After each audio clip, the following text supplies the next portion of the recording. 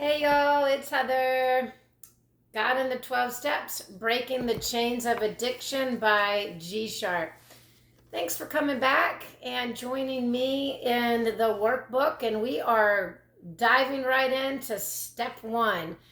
We're going to talk about in the workbook smashing denial. Anybody? That's not a river. Well, it is a river in Egypt, the Nile River. Okay. Anyway, we admit within ourselves we are powerless over addictions, people, places, things, alcohol. What is idolatry? What is it that is holding you captive? It's bondage, and you can't be set free from it. And that your life has become unmanageable. See, that's step one. And I love this verse that he starts off with, and it says, "And I know that nothing good lives in me, that is, in my sinful nature. I want to do what is right, but I can't. I want to do what is good, but I don't. I don't want to do what is wrong, but I do it anyway." This is my active addiction verse. My goodness. And this is sobriety for me. Forget active addiction. It is hard when you add substance and trying to make a right decision. And my goodness, life is hard already. Adding other things into it that are going to hold us captive is insanity. But that's why I did it. I don't know why I did what I did, but I did it anyway. I have to say, with God, all things are possible. And that's why I'm sitting here doing step one and smashing denial. The first principle, the principle behind the first step is honesty and humility. It takes humility to get to the place of, I need help. I can't do this anymore. I'm done. Put a fork in me. Like, my life is crazy. And it landed me in a treatment center December the 26th, 1998. I know insanity, and knowing that when I needed help, I was willing, ready, and whatever it takes. So when we refuse to admit we're powerless, we're only deceiving ourselves. So I want to encourage you to recognize patterns in your life that you might need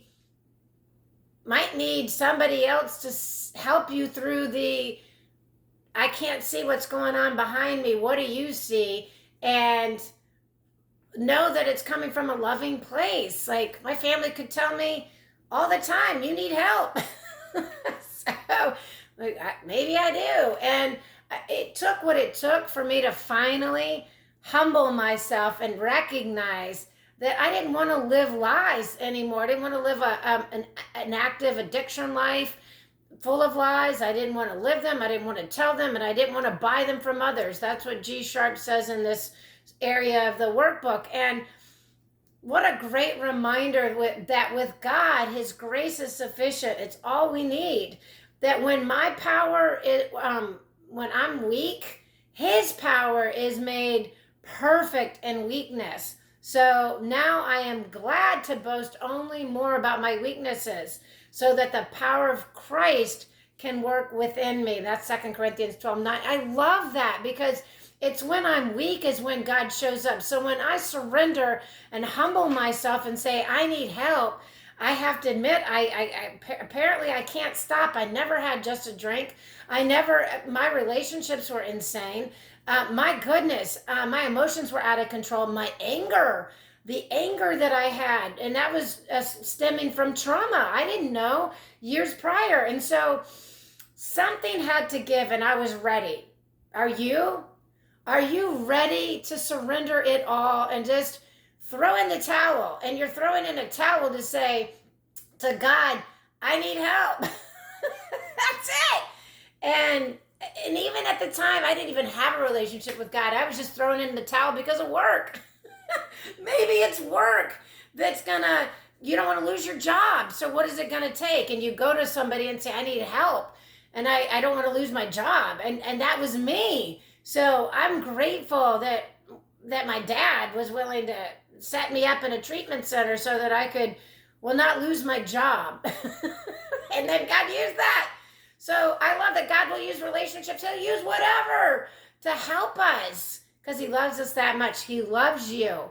So admit that within yourself, we are powerless over our addiction, alcohol, drugs, people, places, whatever the sin is, the idolatry is, and that your life has become unmanageable. And then watch God show up and show off and in your life to help you get the tools that you need. We're using this to help us. So we want to always pray, God, just help me as I work through this workbook. And I want to be honest with you and with myself.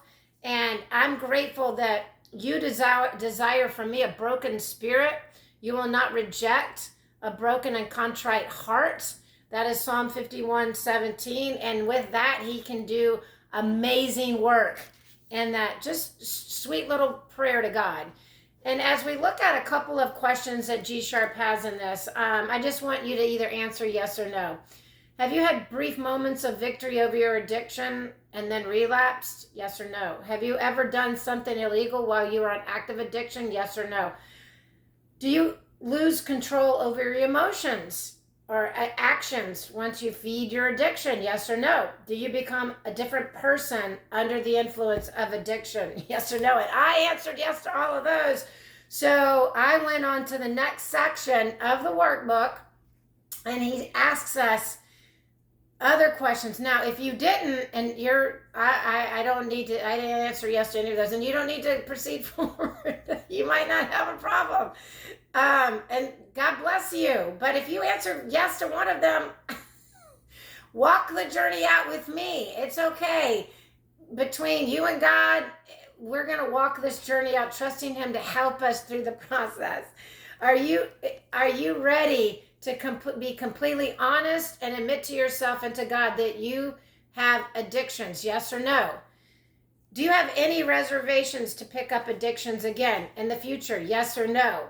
And are you ready to let go of your addictions with the hope of never returning, one day at a time? Yes or no? And that's the key. Listen, when I answered these questions first time, December the 26th, 1998, oh my gosh, what do you mean when I get married, I can't have wine or alcohol at my wedding?